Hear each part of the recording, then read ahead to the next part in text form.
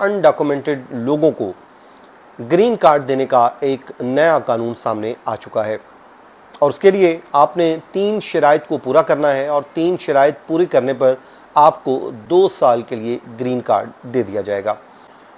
अस्सलाम वालेकुम दोस्तों, मैं फ़याज़ महमूद हूं और आज हम उस एक्ट की बात करने जा रहे हैं जिसके तहत इल्लीगल इमिग्रेंट्स को मतलब अनडॉक्यूमेंटेड लोगों को ग्रीन कार्ड देने का एक नया कानून सामने आ चुका है और उसके लिए आपने 3 शराइत को पूरा करना है और 3 शराइत पूरी करने पर आपको 2 साल के लिए ग्रीन कार्ड दे दिया जाएगा। ये बिल ये कहता है कि अगर इन शोबों से वाबस्ता लोग जो इस बिल का हिस्सा हैं उन लोगों को 2 साल के लिए ये ग्रीन कार्ड दिया जाए और उसके बाद इसको फिर एक्सटेंड करके इसको मुस्तकिल किया जाता रहे। तो अब तक का ये जो कहा जा रहा है कि इमिग्रेशन तब्दीलियों में अगर ये बिल पास हो जाता है और कानून बन जाता है, अब तक का सबसे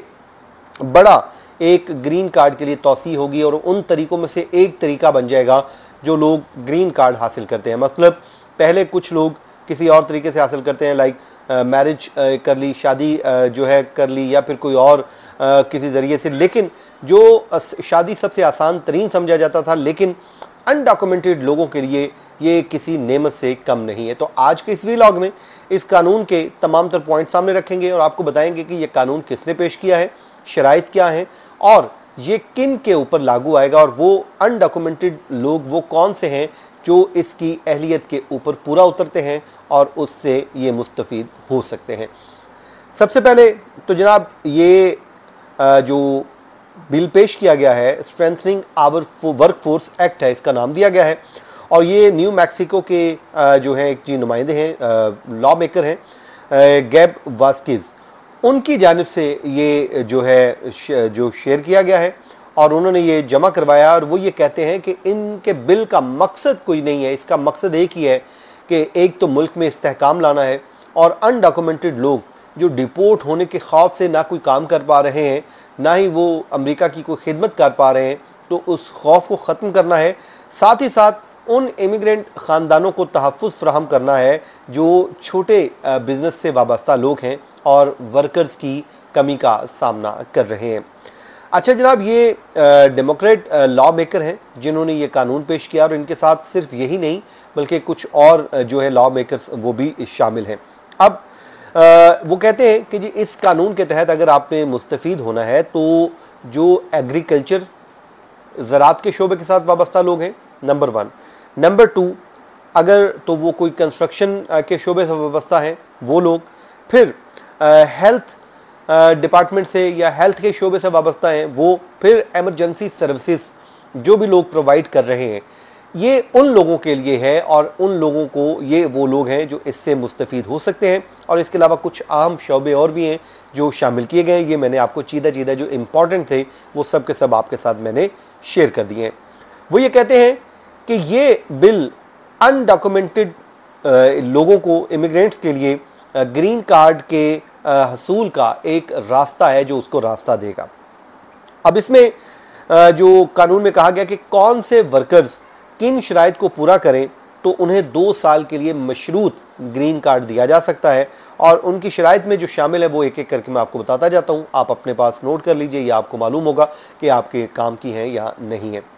सबसे पहले तो जनाब आपने ये उसके लिए है जो 1 जनवरी 2024 से अमेरिका में कॉन्टीन्यूसली रह रहा है। नंबर 1 ये आपने जहन में रख लें, 1 जनवरी 2024 से आज सितंबर 2025 तक जो भी शख्स अमेरिका में रह रहा है वो हो सकता है इसका अहल, लेकिन आगे चल के बताता हूँ दूसरी शर्त भी है। नंबर 2, वो 2 साल जो मुसलसल 2 साल तक हर साल कम अज़ कम, वो कहता है कि इन 2 सालों में हर साल कम अज़ कम 100 दिन 100 दिन किसी अहल शोबे में काम भी उसने किया हो, मतलब इस वो रहा और इन 2 सालों में तकरीबन 2 साल होने को हैं, तो वो कहते हैं इन टाइम पीरियड्स में वो कम अज़ कम 100 दिन हर साल किसी एक भी शोबे के साथ वाबस्ता रहा हो जो मैंने ऊपर आपको बता दिए हैं। उसके बाद वो कहते हैं कि जो एप्लीकेंट होगा, जो इससे अवेल करना चाह रहा होगा इस फैसिलिटी को, उसको नंबर 3 उसे फ़ाइन पे करना पड़ेगा, जुर्माना भी अदा करना होगा। और अपनी जो लीगल हैसियत है वो भी उसने बतानी होगी और अच्छे तरीके से रहना होगा। उसमें यह है कि अगर आप कोई मॉरल कैरेक्टर आपका अच्छा नहीं है, आप जो है चोर हैं, कोई डाकू हैं, या आप के ऊपर कोई इस तरह का इल्ज़ाम है, या फिर आपने कोई